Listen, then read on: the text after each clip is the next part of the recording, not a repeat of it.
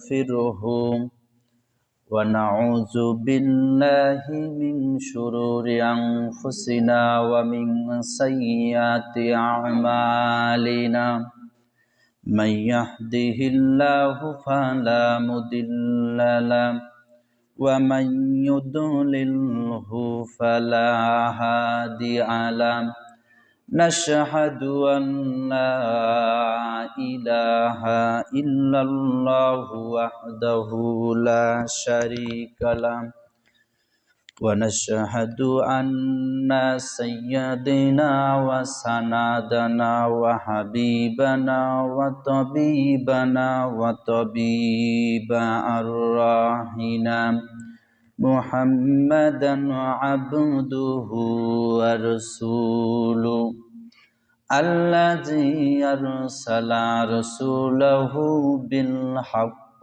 بشيرا ونذيرا وداعيا إلى الله بإذنه وسراجا وقمرا منيرا فقد قال الله تعالى في كلامه المجيد وفي فرقانه الحميد সকলে জবান ছেড়ে আমার সঙ্গে পড়ুন আউযু বিল্লাহি মিনাশ শাইতানির রাজিম বিসমিল্লাহির রহমানির রহিম ربنا وابعث فيهم رسولا منهم يتلو عليهم آياتك ويعلمهم الكتاب والحكمة ويزكيهم إنك أنت العزيز الحكيم صدقت يا رب العالمين وصدق رسولك النبي الكريم إن الله وملائكته يصلون على النبي يا أيها الذين آمنوا صلوا عليه وسلموا تسليما اللهم صل على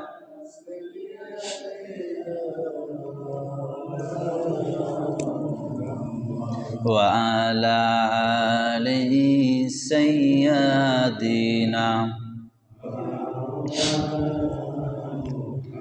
তোমাকে ডাকি যদি একবার আল্লাহ আমাকে কাছে টানো বারবার যারা পারেন বলেন তোমাকে ডাকি যদি একবার আল্লাহ আমাকে কাছে টানো বারবার যদি পথ ভুলে যাই আমাকে দিও ঠাই যদি পথ ভুলে যাই আমাকে দিও ঠাই দিশা দিও এইটুকু আবদার আল্লাহ আমাকে কাছে টানো বারবার তোমাকে ডাকি যদি একবার আল্লাহ আমাকে কাছে টানো বারবার বালাগাল উলা বিকামালিহি কাশাফাত দুজা বিজামালিহি হাসনাত জামিউ খিসালিহি সাল্লু আলাইহি ওয়া আলিহি মুআজ্জাজ মুকাররম সম্মানিত উপস্থিতি মুসল্লি ভাইয়েরা আপনারা সকলে কেমন আছেন? যে আল্লাহ পাক আমাদেরকে সুস্থ এবং সুন্দর রেখে মসজিদে আসার এবং বসার তৌফিক দান করলেন, আমরা খুশি হয়ে বলছি আলহামদুলিল্লাহ। দরুদ ও সালাম বিশ্ব মানবতার মহান নায়ক, মহান শিক্ষক, যে নেতা আমাদেরকে একটি সুন্দর সমাজ, সুশীতল সমাজ উপহার দিলেন, সেই নেতার প্রতি দরুদ ও সালাম পেশ করছি, বলছি সাল্লাল্লাহু আলাইহি ওয়াসাল্লাম। সম্মানিত বন্ধুগণ আমার, আজকে আমরা আলোচনা শুনব সূরাতুল বাকারা, কুরআনুল কারীমের 2 নম্বর সূরা। সেই সূরা বাকারার 129 নম্বর আয়াত। শিরোনামটা একটু পরেই বলবো। এই আয়াতের মধ্যে আল্লাহ রাব্বুল আলামিন আপনাকে আমাকে 4টা কর্মসূচি দিয়েছেন। জোরে বলেন কয়টা? 4টা কর্মসূচি দিয়েছেন। মনোযোগ দিয়ে আজকে আলোচনাটা শুনতে হবে। আল্লাহ পাক আয়াতের মধ্যে বলছেন, রব্বানা, হে আমাদের পরওয়ারদিগার। আমরা আল্লাহকে বলতেছি, হে আমাদের পরওয়ারদিগার, ওয়াবআস, আমাদের কাছে প্রেরণ করুন, ফীহিম, তাদের মধ্য থেকে, রসুলান, একজন রসুলকে। তাহলে তাদের মধ্য থেকে, তাদের মাঝে একজন রসুলকে প্রেরণ করেন, ইয়াতলু, যে পাঠ করবে, তিলাওয়াত করবে, আলাইহিম, তাদের নিকট। তাদের কাছে একজন রসুল প্রেরণ করুন। কেন? তাদের কাছে গিয়েই তাদের নিকট তিলাওয়াত করবে, পাঠ করে শোনাবে, আয়াতিহিম, তোমার আয়াত সমূহ। অর্থাৎ আল্লাহ রাব্বুল আলামিন আপনাকে আমাকে সোজা সরল সঠিক পথ দেখানোর জন্য যে পাঠ করা প্রয়োজন। আচ্ছা বলেন তো, আমরা পাঠ করব কি? কুরআনুল কারীম। তো কোরআন তেলাওয়াত করা এবং পাঠ করার জন্য আল্লাহ রাব্বুল আলামিন আপনাকে আমাকে এক দফা কর্মসূচি দিলেন, একটা কর্মসূচি, অর্থাৎ আয়াত।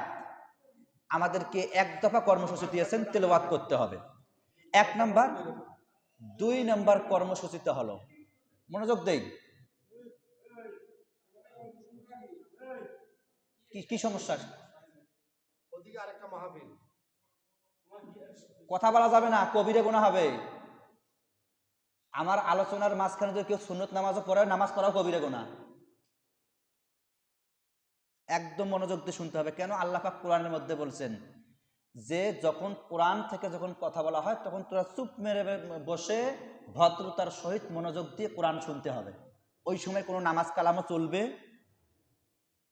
ফাইজা কুরিয়াল কোরআনু, আপনারা তো আবার বলবেন যে দলিল কোথায়? ফাইজা কুরিয়াল কোরআনু ফাস্তামিউ লাহু ওয়া আনসিতু লাআল্লাকুম তুরহামুন। যখন তোমাদের সামনে কোরআন থেকে কথা বলা হয়, তখন চুপ মেরে বসে মনোযোগের সহিত কোরআন শুনতে হবে। ওই সময় যাবতীয় কথাবার্তা এবং এমনকি নামাজ পড়াও নিষিদ্ধ। মাসালা জানি না মুসলমান, এই কারণে আসে সুন্নত শুরু করে দেই। সম্মানিত বন্ধুগণ আমার, তাহলে আল্লাহ রাব্বুল আলামিন আমাদেরকে বলতেছেন, তাহলে কর্মসূচির 1 নাম্বার হলো আয়াতিকা, অর্থাৎ আয়াত সমূহ পাঠ করতে হবে। 1 নাম্বার আয়াত পাঠ করতে হবে, অর্থাৎ তেলাওয়াত করতে হবে। কি? কুরআনুল কারীম তেলাওয়াত করতে হবে, 1 নাম্বার কর্মসূচি। 2 নাম্বার কর্মসূচি হলো ওয়া ইউআল্লিমুহুম, অর্থাৎ তাদেরকে শিক্ষা দিতে হবে। কি? কিতাবা, কিতাব শিক্ষা দিতে হবে। তাহলে 1 নাম্বার হচ্ছে কোরআন তেলাওয়াত করতে হবে, 2 নাম্বার হচ্ছে কিতাব শিক্ষা করতে হবে, 3 নাম্বারটা হলো ওয়া হিকমাতা, এবং হিকমত শিক্ষা দিতে হবে, ওয়া ইউযাক্কিহিম, এবং তাদেরকে পরিশুদ্ধ, পরিষ্কার, তাকওয়াবান হতে হবে। এই 4টা কর্মসূচি দিয়ে আল্লাহ পাক বলছেন, ইন্নাকা আনতাল আজিজুল হাকিম, নিশ্চয়ই আল্লাহ রাব্বুল আলামিন হচ্ছেন পরম হিকমতদাতা এবং পরম ক্ষমাশীল। এটা আল্লাহ রাব্বুল আলামিন সুন্দর করে আয়াতের মধ্যে বলছেন। আচ্ছা বলেন, বুঝে থাকলে বলেন, আয়াতের মধ্যে আল্লাহ রাব্বুল আলামিন কয়টা শিক্ষার কথা বলেছেন? জোরে বলেন, কয়টা? 4টা শিক্ষার কথা বলেছেন। 1 নাম্বার, তার আয়াতকে, কোরআনকে তেলাওয়াত করতে হবে। 2 নাম্বার হচ্ছে ওই আয়াতে, ওই কোরআন তেলাওয়াত করার পরে আপনাকে কিতাব শিক্ষা করা লাগবে। 3 নাম্বার হচ্ছে হিকমত শিক্ষা দিতে হবে। 4 নাম্বার হচ্ছে আপনাকে তাকওয়াবান, পরহেজগারী এবং পরিশুদ্ধ, পবিত্রতা অর্জন করতে হবে। এই হচ্ছে 4টা কর্মসূচি দিয়ে আল্লাহ রাব্বুল আলামিন দিয়েছেন। এখন বলবেন, হুজুর আর আয়াত খুঁজে পেলেন না, এই 4টে তো কিছুই বুঝলেন না। বুঝবেন, একটু পরে বুঝবেন, যখন আমি ব্যাখ্যায় চলে যাবো ইনশাআল্লাহ। এই আয়াতের তাফসীরটা দেখি 2 জুমা যদি শেষ করা যায় আলহামদুলিল্লাহ, না হলে 3 জুমা চলে যাবে। এই আয়াতের শিরোনামটা এখন আমি দিয়েছি যে আমরাও ক্ষমতা চাই, আল্লাহ ক্ষমতা দিতে চান, কিন্তু ক্ষমতা দেয় না কেন? আয়াতের শিরোনামটা বুঝছেন? আমরাও আল্লাহকে কই, আল্লাহ আমাদেরকে ক্ষমতা দাও। আল্লাহ কয়, হ্যাঁ আমি তো ক্ষমতা তোমাদেরকেই দিব। কেন? আমি তোমাদেরকে দুনিয়ার জমিনে প্রেরণ করেছি খলিফা হিসেবে, প্রতিনিধি হিসেবে তোমাদেরকে প্রেরণ করেছি। আল্লাহ ক্ষমতা দিতে চায়, আমরাও ক্ষমতা চাই, কিন্তু আল্লাহ পাক আপনাকে আমাকে ক্ষমতা দেয় না কেন? অর্থাৎ সোজা কথা, 4টে কাজ করতে পারলে আল্লাহ রাব্বুল আলামিন আপনাকে আমাকে ক্ষমতা দিবেন। হতে পারে সেটা হতে পারে মসজিদের ইমাম, হতে পারে মসজিদের মুয়াজ্জিন, হতে পারে মসজিদের সভাপতি, হতে পারে সেক্রেটারি, এরকম করে সমাজের সমাজপতি, হতে পারে মেম্বার, হতে পারে ক্ষমতাধর চেয়ারম্যান, হতে পারে এমপি, হতে পারে মন্ত্রী, এমন হতে পারে ওই দেশের প্রেসিডেন্ট। অর্থাৎ 4টা কর্মসূচি যাদের ভেতরে থাকবে, যেই জাতির ভেতরে থাকবে, যেই মানুষের ভেতরে থাকবে, আল্লাহ রাব্বুল আলামিন ওই মুসলমানদেরকে ক্ষমতার মসনদে বসাবেন। এই 4টে গুণে গুণান্বিত যে মুসলমান হতে পারবে না, যতদিন হতে পারবে না, ততদিন আল্লাহ রাব্বুল আলামিন মুসলমানদেরকে মাইর খাওয়াবেন। কাদের হাতে? কাফেরদের হাতে। মনোযোগ দিয়ে বোঝেন, কাফেরদের হাতে মার খাওয়াবে, মুশরিকদের হাতে মার খাওয়াবে, সমাজের মধ্যে মুসলমান রূপী মুনাফিকদের হাতে মার খাওয়াবে, নাস্তিকদের হাতে মার খাওয়াবে, দেশের স্বৈরাচারের হাতে মার খাওয়াবে। তার এই মার খাইতে খাইতে আল্লাহ রাব্বুল আলামিন ওই যে 4 প্রকার ব্যক্তি, 4টা কর্মসূচি যার ভেতরে পাওয়া যাবে, আল্লাহ রাব্বুল আলামিন ওই ব্যক্তিকে ক্ষমতার মসনদে বসাবেন। তার আগে ক্ষমতা আল্লাহ পাক দিবেন। আজকে দেখেন গোটা আন্তর্জাতিক পৃথিবীতে আজকে মুসলমানরা মার খায় কি খায় না? গোটা পৃথিবীতে। অথচ মুসলমানেরা আছে সেকেন্ড পজিশনে। এত মুসলমান থাকা সত্ত্বেও মাত্র কয়েকজন ইহুদি নাস্তিক মুরতাদদের হাতে আজকে মুসলমানেরা মার খাচ্ছে।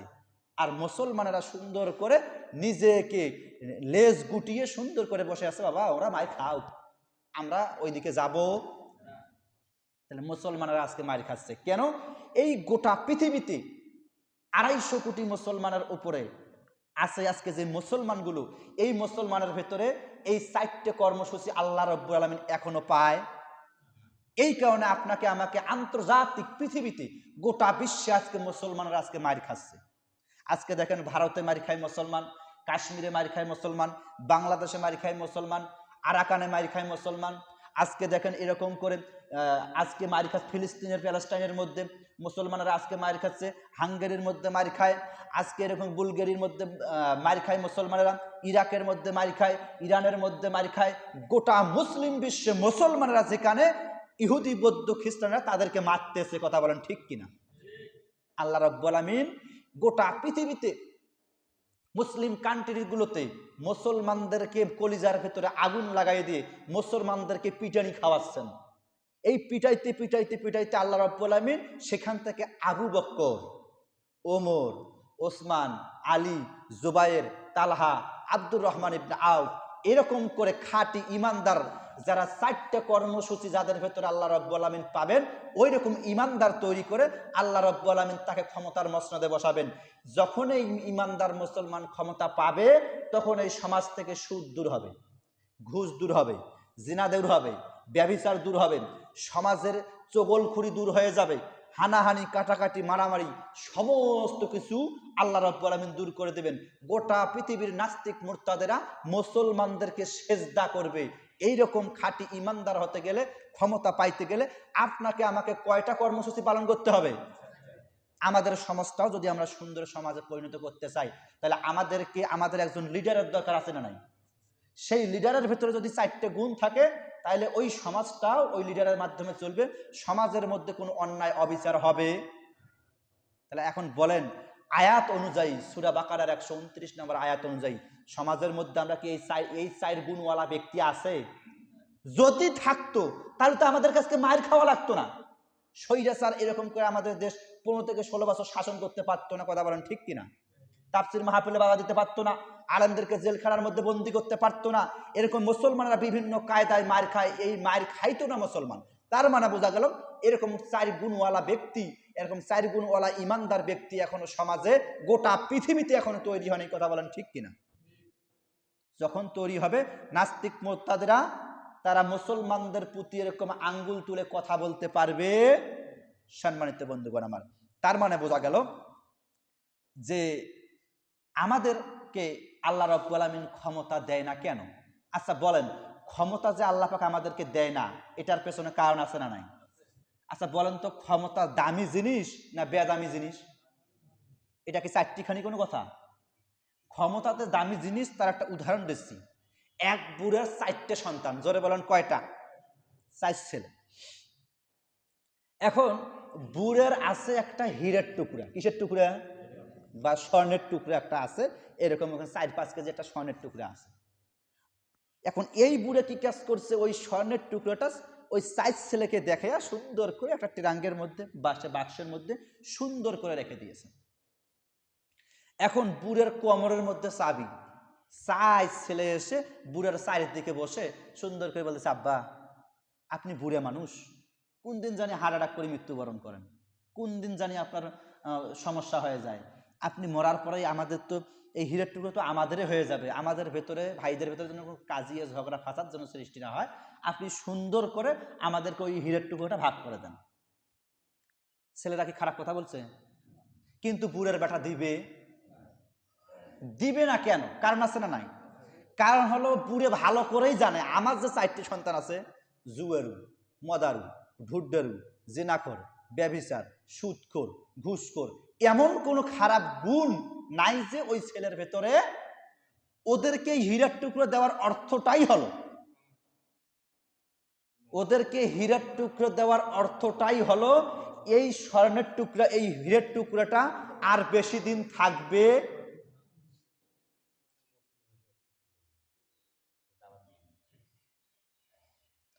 এই হীরের টুকরা ওই 4 ছেলের হাতে দেওয়া মানে এই হীরের টুকরার বেশি দিন থাকবে। সম্মানিত বন্ধুগণ আমার একটু মনোযোগ দেন। অভিজ্ঞতা সম্পন্ন বুড়া তিনি চিন্তা ভাবনা করলেন, আমার কাছে যে হীরার টুকরা আছে, এই হীরার টুকরাটা যদি আমার ওই 4 সন্তানকে যদি ভাগ করে দেই, আমার বংশ পরস্পরায়, আমার যে বংশ গৌরব আছে, আমার যে হীরার টুকরাটা আছে, এই হীরার টুকরাটা আমার এই 4 সন্তান জুয়া খেলায় শেষ করে দিবে, মদ খেয়ে শেষ করে দিবে, এরকম করে অন্যায় অবিচারের পথে এই আমার হীরার টুকরাটা শেষ করে ফেলবে। এই হীরার টুকরা আমার থাকবে না।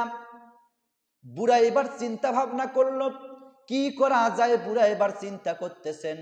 আবার ওই 4 ছেলে একদিন আসি বলতেছে, বাবা আমাদেরকে হীরার টুকরাটা ভাগ করে দাও, মনোযোগ দিয়ে শুধুমাত্র শোনেন। এখন বুড়া ডাক দিয়ে বলে, না আমি তোমাদেরকে হীরার টুকরা দেব না। 4 বেটা এখন ডাক দিয়ে বলতেছে, সারা বুড়ে বাপ হলে হবে কি, বুড়ে বড় কিপটে, এই বাপ হলে হবে কি রে, এই বড় কিপটে, আমরা তো পাবো এই হীরার টুকরা, এখন তাহলে কি সমস্যা?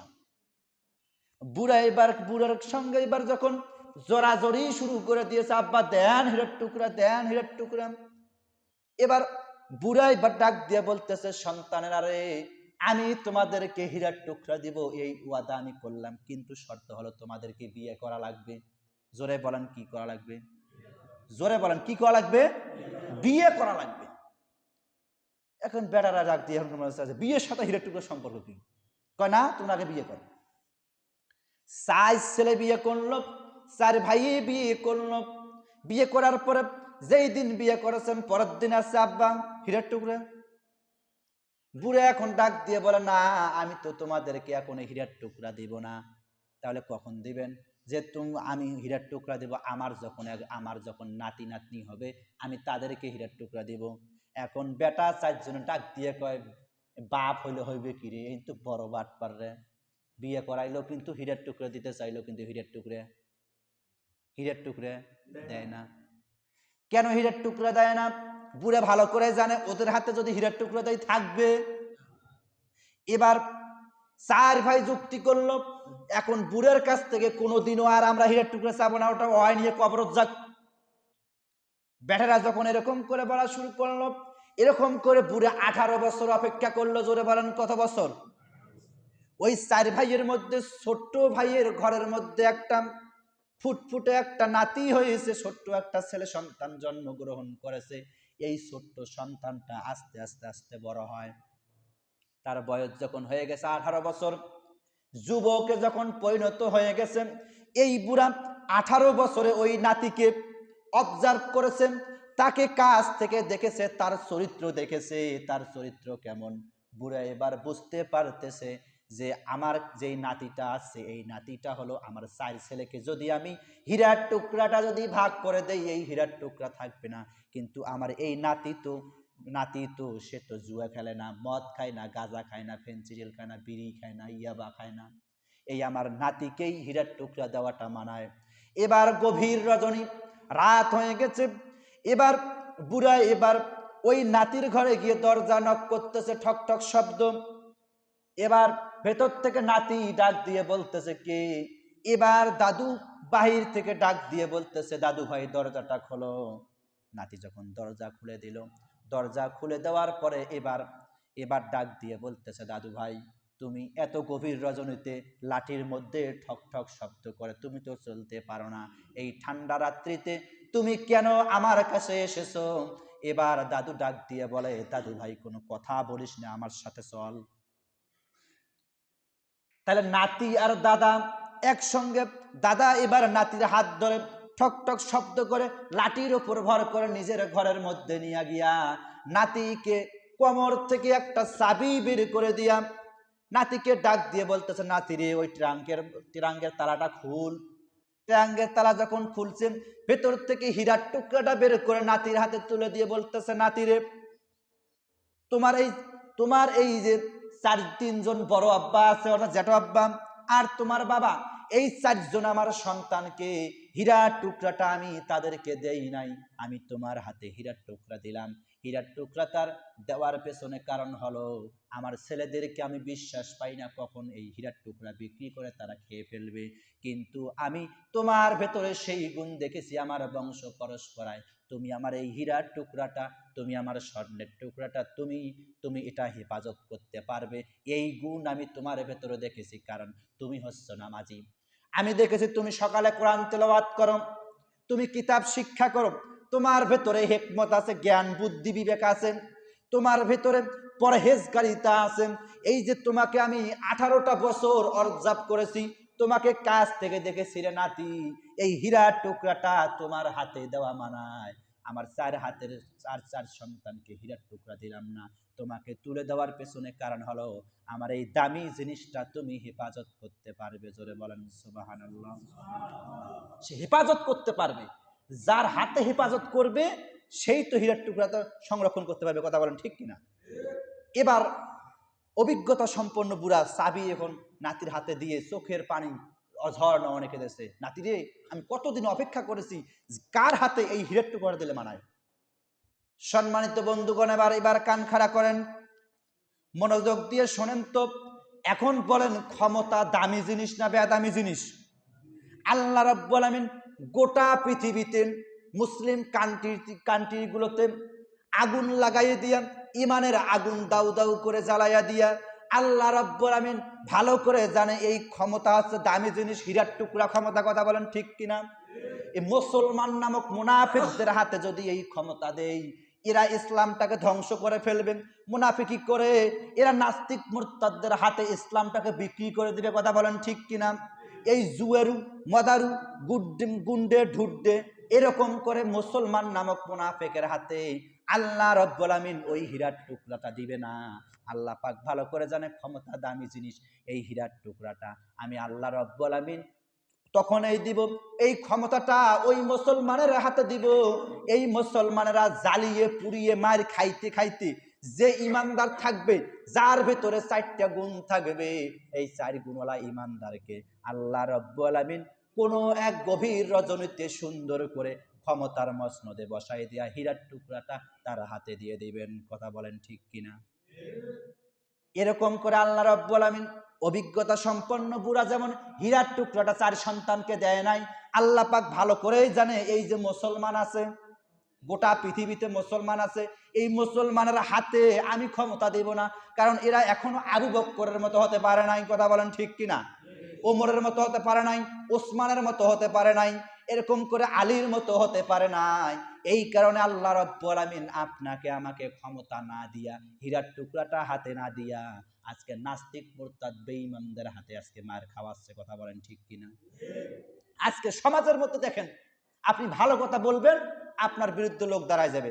কারণ কি? তার ভেতরে কোরআন, কথা বলেন, তার ভেতর কি নাই? হাদিস নাই, সুন্নাহ নাই, পরহেজগারিতা নাই, তাকওয়া নাই। ওই ব্যক্তি তো কোনো কিছু চিন্তা ভাবনা করার আগেই আপনার বিরুদ্ধে দাঁড়িয়ে যাবে। কথা বলেন ঠিক কিনা? তাহলে ক্ষমতা দামি জিনিস না বেদামি জিনিস? আল্লাহ রাব্বুল আলামিন ভালো করে জানে এরা এখন পর্যন্ত খাঁটি ইট হতে পারে নাই। আপনি বাড়িতে বিল্ডিং দেবেন, আমার কথা বুঝতেছেন আপনারা? আমাদেরকে কেন আল্লাহ পাক ক্ষমতা দেয় না? আপনি যখন বাসায় বিল্ডিং দিবেন, মিস্ত্রি আসছে, মিস্ত্রি আসি এখন ইটের মধ্যে ঠকঠকানি শব্দ দিয়েছে, মিস্ত্রি এখন বলতে পারবে এটা 1 নাম্বার ইট না 2 নাম্বার ইট? বলতে পারবে কিনা? তাহলে এই 1 নাম্বার 2 নাম্বার ইট আমি বুঝতেছি না। আপনাদের এত কথা, আমার তো আলোচনা এলোমেলো হয়ে যাচ্ছে। বাবা চাচা, আপনি পরে কথা বলেন বাবা, আগে কি করছেন? কথা আমি এলোমেলো পড়ে যাচ্ছি।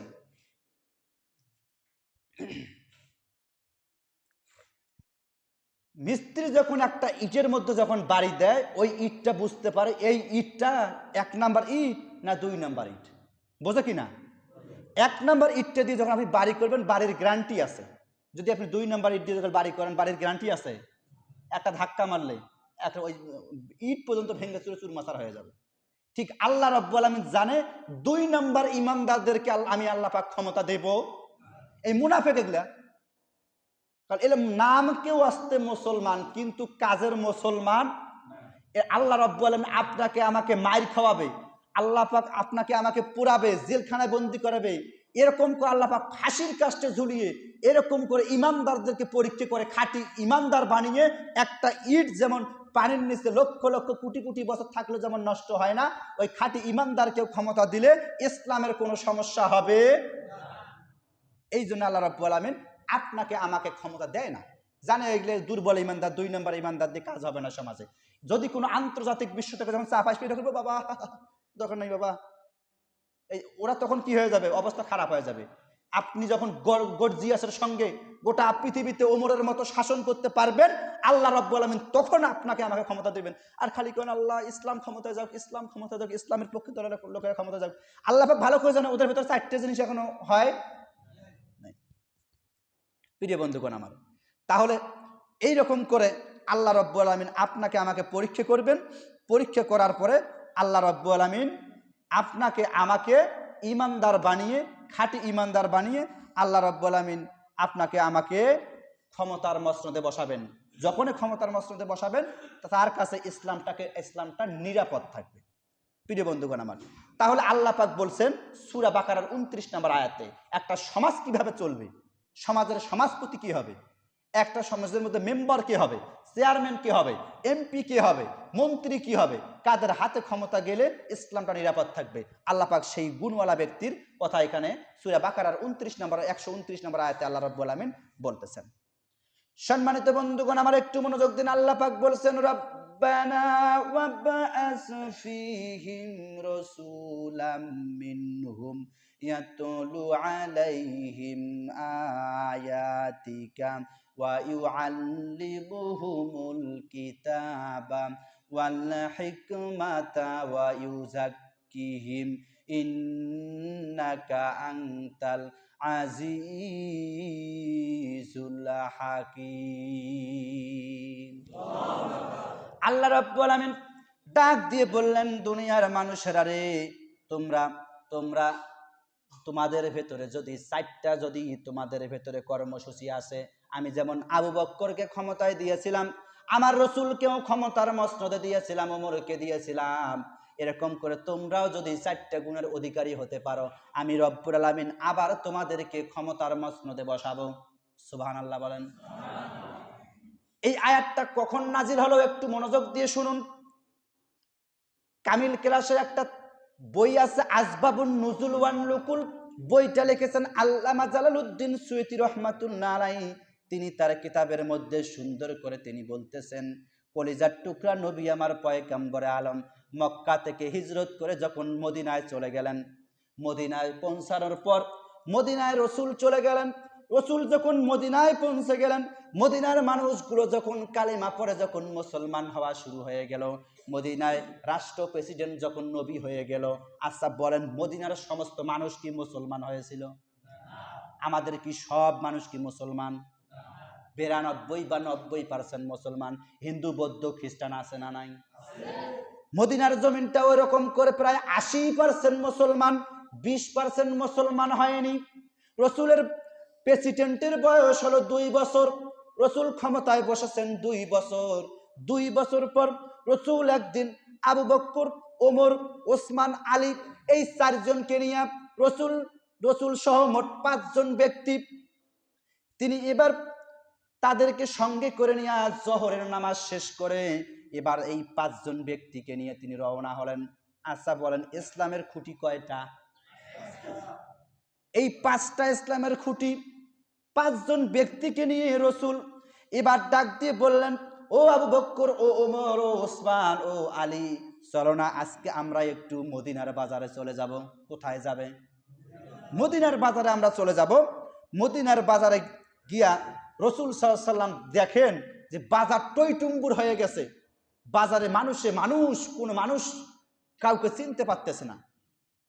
কেউ বস্তু ক্রয় করতেছে, কেউ আবার বিক্রয় করতেছে, এরকম করে অনেক লোকজন বাজারের মধ্যে জমায়েত হয়ে গেছে।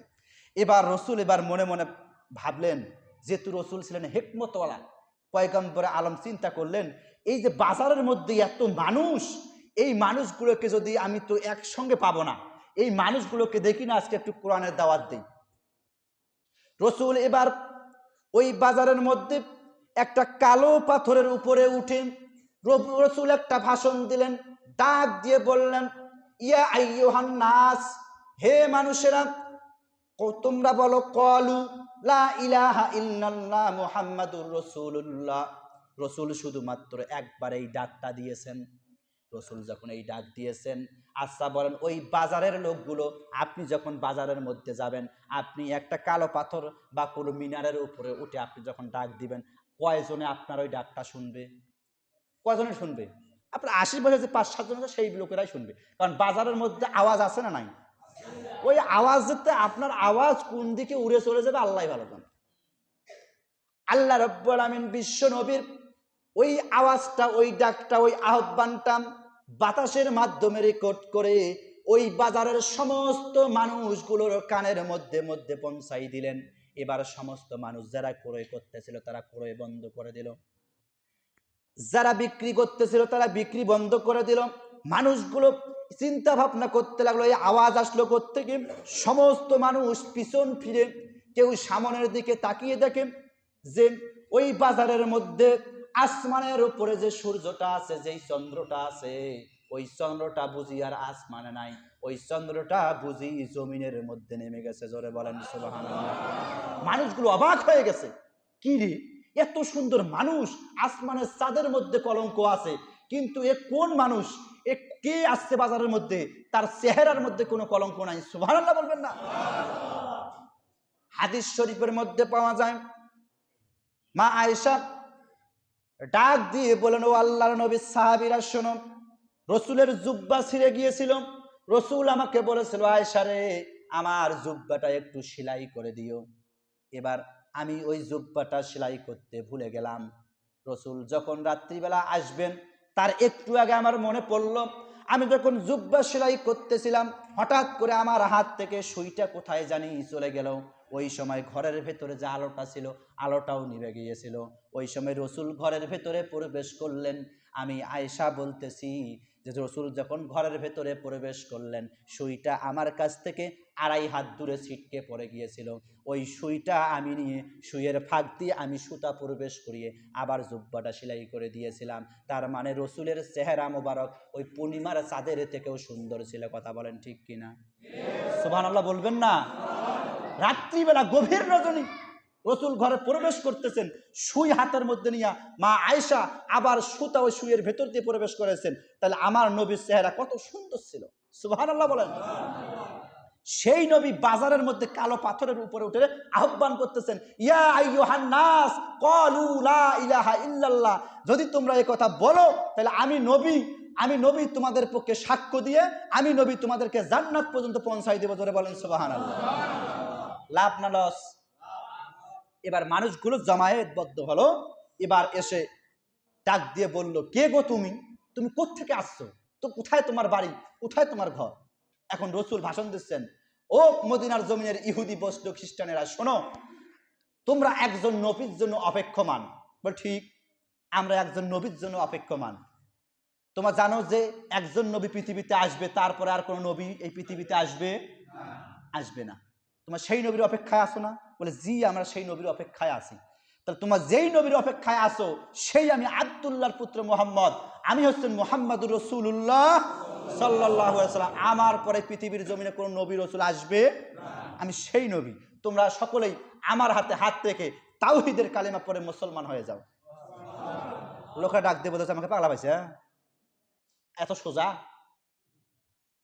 ও আব্দুল্লাহর পুত্র মুহাম্মদ, তুমি যেহেতু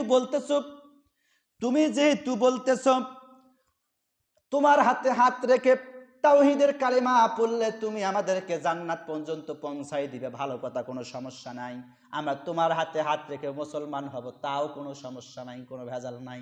কিন্তু আমাদের সমাজের মধ্যে, আমাদের এই দেশের মধ্যে একজন আলেম আছে, ওই আলেমের তাওরাত গ্রন্থ মুখস্থ, কান খাড়া করেন, তাওরাত গ্রন্থ মুখস্থ, জাবুর কিতাব মুখস্থ, তার ইনজিল কিতাব মুখস্থ, 100 খানা সহিফার প্রায় অর্ধেক ইবারত তার মুখস্থ আছে। এরকম জবরদস্ত বিশাল বড় একজন আলেম আছে আমাদের এলাকার মধ্যে। ওই আলেম যদি বলে যে তুমি শেষ নবী, ওই আলেম যদি বলে যে তুমি শেষ পয়গাম্বর, তাহলে আমাদের আর কোনো সমস্যা নাই, আমরা তাওহীদের কালেমা পড়ে তোমার হাতে হাত রেখে মুসলমান হয়ে যাব। রসুল এবার হিকমতওয়ালা নবী পয়গম্বর আলম চিন্তা ভাবনা করতে জানেন, এই সাধারণ মানুষগুলোকে দাওয়াত দিলে লাভটা কি? সাধারণ মানুষকে দাওয়াত দিয়ে কি লাভটা হবে? ওই বড় আলেমটাকে আগে ঘায়াল করতে হবে, নেতৃত্বকে টার্গেট করতে হবে। পৃথিবীতে যত নবী এবং রসুল এসেছিল প্রত্যেকটা নবীর টার্গেটে ছিল রাষ্ট্র ক্ষমতায় যাওয়া। কথা বলেন ঠিক কিনা? আর আজকে মুসলমানেরা, আলেমেরা ফতোয়া দেয়, না না, আমরা রাষ্ট্র ক্ষমতায় যাব না, আমরা মসজিদের মধ্যে থাকবো, 5 ওয়াক্ত নামাজ পড়াবো, এলাকার মুরগি খায়া সাফ করবো দোয়া করে দিয়ে। এইরকম হুজুর একটাও নাই। এরা আছে মুরগি সাফ করার ধান্দায়। আর প্রত্যেকটা নবী রসুল সাহাবায়ে কেরামরা ছিল, নেতৃত্বকে টার্গেট করেছিল। কিভাবে নেতৃত্ব পাওয়া যায়? সমাজের মধ্যে যদি, রাষ্ট্রের মধ্যে যদি নেতৃত্ব যদি না থাকেন, রাষ্ট্রীয় পর্যায়ে যদি আপনি কোরআন না দেন ভাইজান, তাহলে ওই রাষ্ট্রের মধ্যে আপনি ইমানদার হতে পারেন, খাঁটি মুসলমান হতে পারেন, কিন্তু আপনি ওই সমস্ত মুনাফিক মার্কা মুসলমানদের হাতে মারি খাওয়া লাগবে। কথা বলেন ঠিক কিনা? রসুল আমার টার্গেট করলেন ওই নেতৃত্ব বড় আলেমকে ধরতে হবে। কথা বলেন ঠিক কিনা? ওই আলেমের আবার একটা বৈশিষ্ট্য ছিল। তো রসুল ডাক দিয়ে বলেন, তোমাকে এই কথা বললে, আচ্ছা বলো তো গো, তোমার ওই আলেমের নামটা কি? তুমি মনে হয় ওই আলেমের নাম জানো না, তুমি আব্দুল্লাহ পুত্র মুহাম্মদ, তুমি নবী, ওই আলেমকেই তুমি চেনো না, তুমি কিসের নবী গো?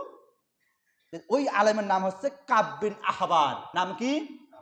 কাব বিন আহবার। মদিনার জমিনে, গোটা পৃথিবীতে এখন যেমন ইসলামিক ভার্সিটিগুলোর মধ্যে অন্যতম একটা ভার্সিটি হচ্ছেন আল আজহার বিশ্ববিদ্যালয়, তার ভাইস চ্যান্সেলর যেমন গোটা পৃথিবীতে পরিচিত, ওই রকম গোটা মদিনার, গোটা বিশ্বের বড় একজন আলেম ছিলেন ওই সময়। তার 4টিখানি কথা, তাওরাত কিতাব মুখস্থ, জাবুর কিতাব মুখস্থ, ইনজিল কিতাব মুখস্থ, 100 খানা সহিফার বেশিরভাগ এবার তার মুখস্থ। আলেম ছোট না বড়? বড় আলেম। তাফসির করে বেড়ায়, ওয়াজ করে বেড়ায়, মানুষদেরকে নসিহত করে। সেই কাব বিন আহবার, তার নাম কি? কাব বিন আহবার। এখন রসুল আবু বকর, ওমর, ওসমান, আলীকে সঙ্গে করে নিয়ে আবার বাসার দিকে রওনা হলেন। যে কোন দিন কাব বিন আহবারকে পাওয়া যাবে? কাব বিন আহবারের একটা বৈশিষ্ট্য ছিল, তিনি প্রতি বৃহস্পতিবার মানুষদেরকে ওয়াজ নসিহত মাহফিল করতেন। তার বাড়ির সামনে বিশাল বড় ওয়াজ মাহফিল হতো, হাজার হাজার লক্ষ লক্ষ লোক সেখানে জমায়েত হতো। যেমন এখন মিজানুর রহমান আজহারি ভাই যখন ওয়াজ করে, 20 লক্ষ 25 লক্ষ মানুষ সেখানে উপস্থিত হয়। কথা বলেন। এটা দেখে এক শ্রেণীর মানুষ আবার চুলকানি শুরু করছে, কি রে, মিজানুর রহমান আজহারি কেন বলবে? একদল খেয়ে চলে গেল, আরেক দল খাওয়ার জন্য প্রস্তুত। তার মানে বোঝা গেল যে চোরের মন। আমি কি কারো নাম ধরছি? মিজান আজহারি ভাই কারো নাম ধরছে? আপনি আমি তো কয়দিন পরে ক্ষমতায় যাব, আমরা তো যাবো নাকি? একদল খাওয়া শেষ করছে, করিয়ে দেশ থেকে পালাইছে, আরেক দল খাওয়ার জন্য প্রস্তুত হচ্ছে। এই খাইতে যেন না পারে এই ব্যাখ্যা দিয়ে আজকে তিনি বিপদ। কেন বললেন? এখন ওরা এখন বলতেছে কি, আমাদেরকে বলছে, তোমার নাম ধরছে। এরকম বড় মিজানুর রহমান আজহারি যেমন আজকে ডাক দিলে হাজার হাজার লক্ষ লক্ষ মানুষ জমায়েত হয়, কাব বিন আহবারের মাহফিলের ডেট বৃহস্পতিবার করে। কি বার করে? ঈশান নামাজের পরে তিনি তাফসির করেন। ঈশান নামাজ শেষ করে রসুল, আবু বকর, ওমর, ওসমান, আলী 4 জন এবং রসুল 5 জন, 5 জন এবার কাব বিন আহবারের বাসার উদ্দেশ্যে রওনা দিয়েছেন। মনোযোগ দেন। কাব বিন আহবারের বাসার উদ্দেশ্যে যখন রওনা দিয়েছেন, তখন রসুল গিয়ে দেখেন কাব বিন আহবার বাসার মধ্যে তাওরাত কিতাব সামনে নিয়ে তিনি ওয়াজ তাফসির শুরু করে দিয়েছেন। এবার রসুল কি কাজ করলেন? সমস্ত মানুষের চোখে ফাঁকি দিয়ে রসুল গিয়ে এবার কাব বিন আহবার সামনের মধ্যে সুন্দর করে বসে পড়ছেন। সুবহানাল্লাহ, কালকে বলেন। কাব বিন আহবারের মেজাজটা খুব গরম হয়ে গেছে। এখন আমি এটা আলোচনা করতে লাগছি। আপনাদের ভেতর থেকে একজন হুজুর আমি একটু আলোচনা করতাম, আচ্ছা আমার মাথা ঠিক থাকবে। আর আপনারা বলবেন কি, আপনি কত বড় হুজুর হয়েছেন পরে আসেন জুমার নামাজের পরে আলোচনা করেন। কথা বলেন ঠিক কিনা? কাব বিন আহবারের মাথা খারাপ হয়ে গেছে। কে গো তুমি? সামনে আসি আমার বসলে আলোচনার ডিস্টার্ব হচ্ছে আমার। কাব বিন আহবার এবার ডাক দিয়ে বলতেছেন, আব্দুল্লাহর পুত্র মুহাম্মদ রে, কেন তুমি আমার সামনে আসছো? সুবহানাল্লাহ বলেন। কেন? কাব বিন আহবার এবার রসুলকে দেখেই চিনে ফেলেছে, এটা যেন তেন কোনো মানুষ নাই, ইনি হচ্ছেন শেষ জামানার পয়গাম্বর হবেন, এনার নাম হবে মুহাম্মদ এবং আহম্মদ। এই ব্যক্তি তো আমার সামনে চলে আসছে। এই মানুষগুলো যদি জানতে পারে এই ব্যক্তি সেই ব্যক্তি যার আলোচনা মাঝে মাঝে আমি তাদেরকে বলি, একজন নবী পৃথিবীর জমিনে আসবেন, ওই নবীর পরে কোনো নবী আসবেন না, উনি হচ্ছেন খাতামুন নাবিয়িন লা নাবিয়্যা বাদা, ওই নবীর পরে আর কোনো নবী পৃথিবীর জমিনে আগমন করবেন না। এই কথা তিনি এবার রসুলকে বলতেছেন। রসুল ডাক দিয়ে বলতেছেন, কাব বিন আহবার রে, তাহলে তুমি আমাকে চিনেই ফেলেছো। সুবহানাল্লাহ বলেন। রসুল কি গিয়ে কি তার পরিচয় দিছে নাকি? বড় আলেম তার চেহারা দেখে বুঝতে পারছে এটা যেন তেন কোনো মাল নয়, এটা হলো বিশ্ব নবী। কথা বলেন ঠিক কিনা? এবার রসুল এবার ডাক দিয়ে বলতেছে, কাব বিন আহবার রে, আমি তোমার কাছে আসছি কোনো কোনো কোনো গল্প গুজব করার জন্য নয়। ও কাব বিন আহবার, আমি জানি তুমি একজন বড় আলেম। আমি তোমার জাতির লোকদেরকে কাছ থেকে, তোমার অনুসারীদের কাছ থেকে শুনেছি তোমার তাওরাত কিতাব মুখস্থ, তোমার জবুর কিতাব মুখস্থ, তোমার ইনজিল কিতাব মুখস্থ, এরকম করে তোমার 100 খানা সহিফার অর্ধেক ইবারত তোমার মুখস্থ। তুমি একজন বড় আলেম, তোমার সামনে হাজার হাজার এরকম করে মানুষগুলো আছে। ও কাব বিন আহবার, তুমি তাওহীদের কালেমা পড়ে আমার হাত থেকে মুসলমান হয়ে যাও।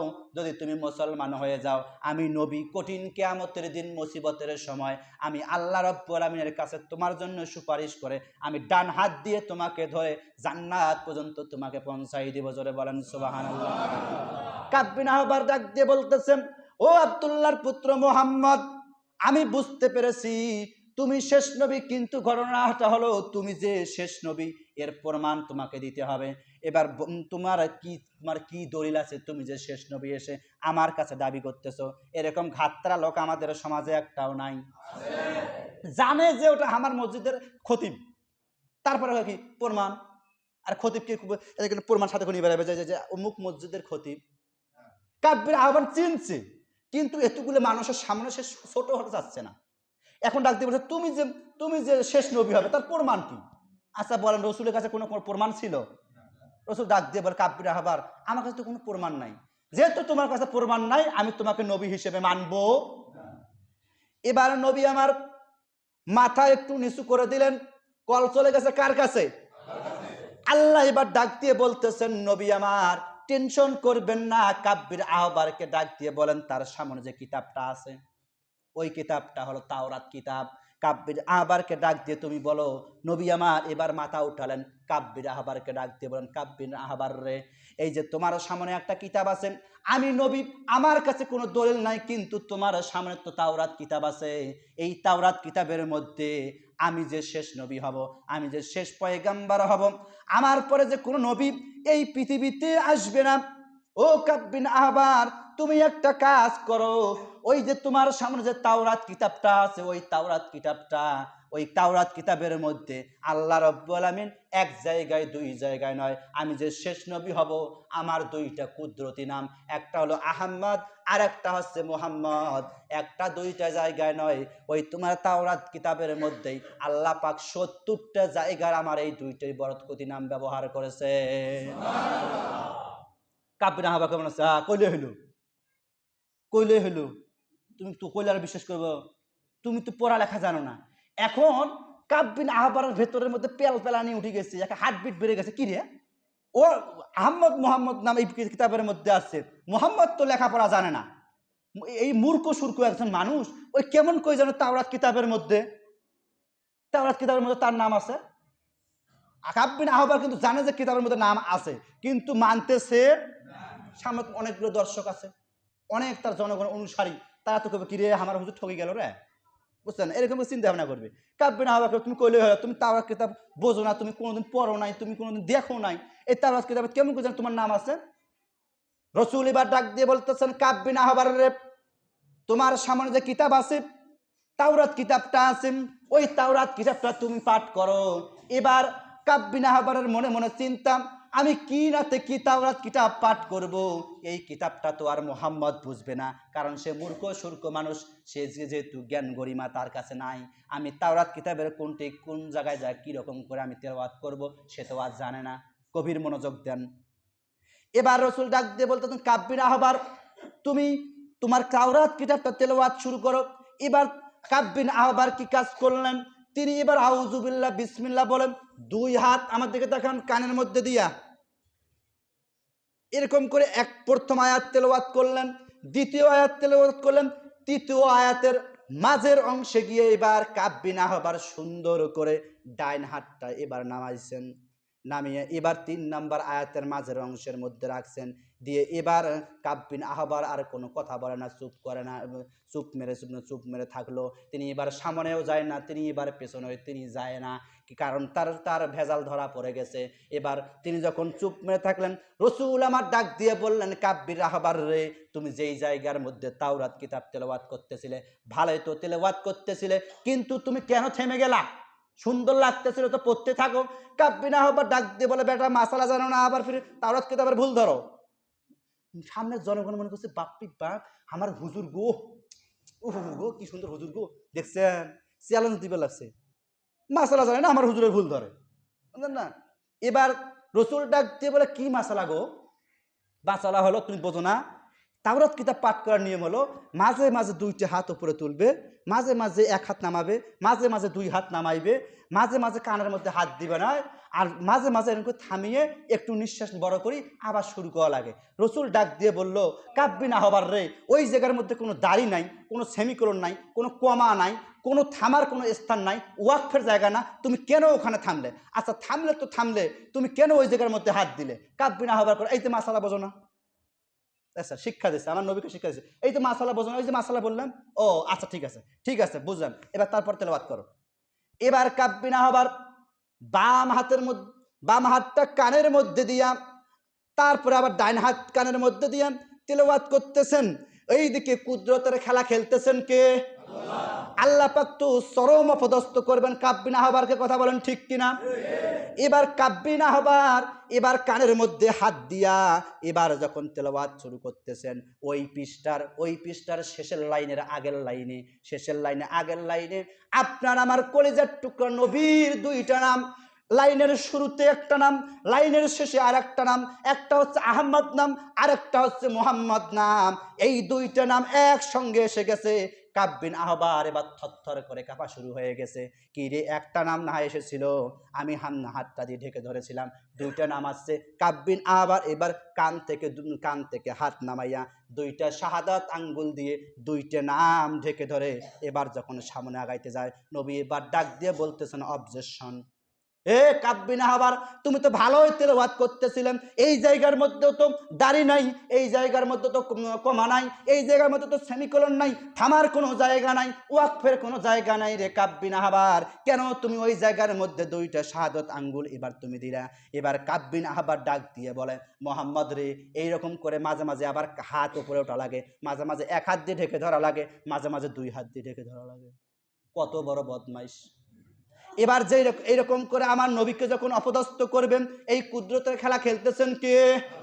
আল্লাহ রাব্বুল আলামিন এবার ডাক দিয়ে বলতেছেন, এ হাতের আঙ্গুল, শাহাদত আঙ্গুল, আমি তোমার জবান খুলে দিলাম, তুমি এবার আমার নবীর সালাতের পক্ষে তুমি সাক্ষ্য দাও। তার দুইটা শাহাদত আঙ্গুল এবার বলতে, আশহাদু আল্লা ইলাহা ইল্লাল্লাহু ওয়া আশহাদু আন্না মুহাম্মাদান আবদুহু ওয়া রাসূলুহু। সুবহানাল্লাহ বলেন। এবার কাব বিন আহবার থরথর করে কাঁপা শুরু হয়ে গেছে। কি রে, আমার হাত কেন রিসালাতের সাক্ষী দিচ্ছে, আমার হাত কেন নবীর পক্ষে সাক্ষী দিচ্ছে? এবার কাব বিন আহবার হাতের আঙ্গুলকে ডাক দিয়ে বলে, এ হাতের আঙ্গুল, ও আমার অঙ্গ প্রত্যঙ্গ, তুমি কেন সাক্ষ্য দিচ্ছ? এবার হাতের আঙ্গুল এবার ডাক দিয়ে বলতেছে, কাব বিন আহবার রে, তুমি বদমাশি করতে পারো, কিন্তু যে আল্লাহ রাব্বুল আলামিন তোমাকে সৃষ্টি করেছে, আমাকে আল্লাহ রাব্বুল আলামিন যে আল্লাহ পাক সৃষ্টি করেছে, সেই আল্লাহ রাব্বুল আলামিন, সেই আল্লাহ রাব্বুল আলামিন আমাকে হুকুম দিয়েছেন আমি যেন আমার নবীর পক্ষে যেন সাক্ষ্য দেই। তুমি তো এই জায়গার মধ্যে তোমার শাহাদাত আঙ্গুল উঠাও, ওই শাহাদাত আঙ্গুলের নিচে আমার নবীর দুইটা বরকতি নাম, একটা হচ্ছে আহমদ আর একটা হচ্ছে মোহাম্মদ, এই দুইটা নামের সঙ্গে তুমি বেয়াদবি করে তুমি সেই শাহাদাত আঙ্গুল দিয়ে ঢেকে ধরেছো। আল্লাহ রাব্বুল আলামিন সেটা আসমান থেকে সহ্য করে নাই, আমাদেরকে বলেছে আমার নবীর পক্ষে সাক্ষ্য দিতে, এই জন্য আমার নবীর পক্ষে সাক্ষ্য দিলাম। ও কাব বিন আহবার, হতে পারি আমরা তোমার শরীরের একটা অংশ, কিন্তু আমরা তো নবীর পক্ষে তো বেঈমানি করতে পারি না। জোরে বলেন সুবহানাল্লাহ। এই কথা কাব বিন আহবার যখন এরকম হাতের আঙ্গুল সাক্ষ্য দিচ্ছেন, এই শাহাদাত আঙ্গুল বলার পেছনে 5টা কারণ। জোরে বলেন কয়টা কারণ? তার মধ্যে এই যে কাব বিন আহবার যে নবীর নামের সঙ্গে বেয়াদবি করেছিল, আঙ্গুল দিয়ে যে হাতটা ঢেকে দিয়েছিল, ওই সময় হাতটা যে সাক্ষ্য দিয়েছিল, এই কারণে এটা 1 নাম্বার, এই কারণে এটাকে শাহাদাত আঙ্গুল বলা হয়। আর আছে কয়টা? 4টা আছে, অন্য কোনো দিন বলবো ইনশাল্লাহ। যেহেতু সময় মোটামুটি 27 বেজে গেছে, এখান থেকে ছাড়লাম। কাব বিন আহবার তাওরাত কিতাবের মধ্যে রসুলের আহমদ এবং মোহাম্মদ নামটা 2 হাত দিয়ে ঢেকে ধরেছিলেন। আগামী জুমা এখান থেকে আলোচনা হবে ইনশাআল্লাহ। বারাকাল্লাহু লানা ওয়া লাকুম ফিল কুরআনিল আযীম। যারা সুন্নাত পড়েন সুন্নাত পড়ে নেন। আসসালামু